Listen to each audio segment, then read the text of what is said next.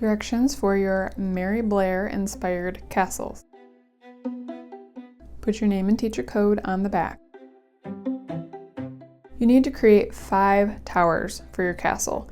In order to do that and make sure things are lined up, you're going to lay out your squares of paper first, and you're going to leave about a finger's amount of space on each side of this bottom part of each tower. Once you have laid out at least the bottom row of your towers, then you can start gluing. Hold on to your bottle of glue and twist the orange cap. Sometimes it takes a little bit of muscle. Then you're going to add dots of glue to the corners of each square and glue them down.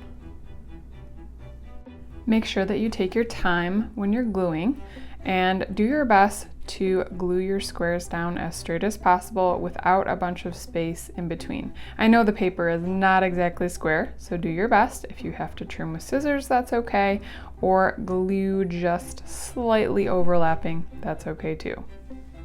Make sure that you're not using too much glue because we don't want the glue squishing out and leaving yucky marks on our paper. Keep going with this process until you have completed all 5 of your towers. I would not glue all the way to the top of your paper. The tallest my towers go is 4 squares. Your towers do not need to look exactly like mine.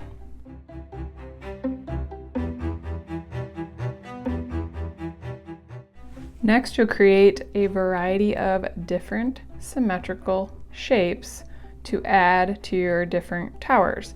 Here I'm adding a roof to one of my towers, and I'm putting it on the paper with the glued squares so that I can kind of draw my lines on there correctly. You are welcome to skip the pencil part, but I feel like it's helpful so that you're not accidentally cutting things the wrong size.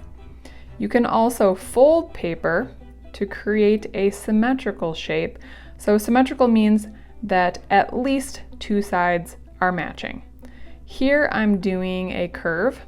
If I drew my curve not on the open side, but on the folded side, I would get more of an oval shape. That's something that you can experiment with, and you can use these interesting shapes that you make and glue them down anywhere you like.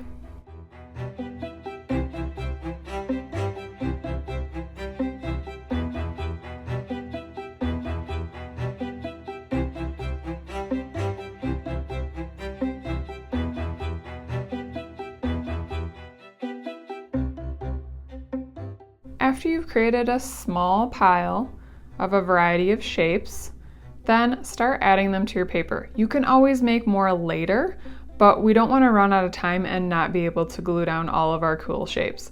So stop once you have a little pile and start figuring out where a good place to put these different cool shapes you created on your paper.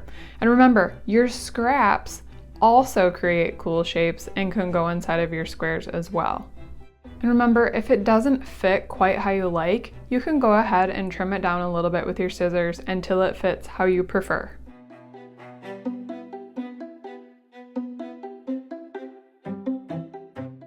Keep going with this process until all of your squares have a cool design in them. Remember to repurpose your scraps because those create cool shapes too.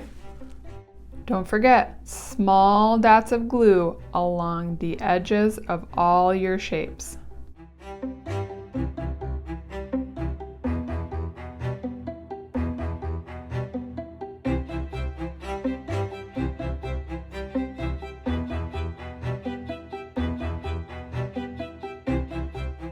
You will know you are finished when each of your squares has some kind of unique design inside them.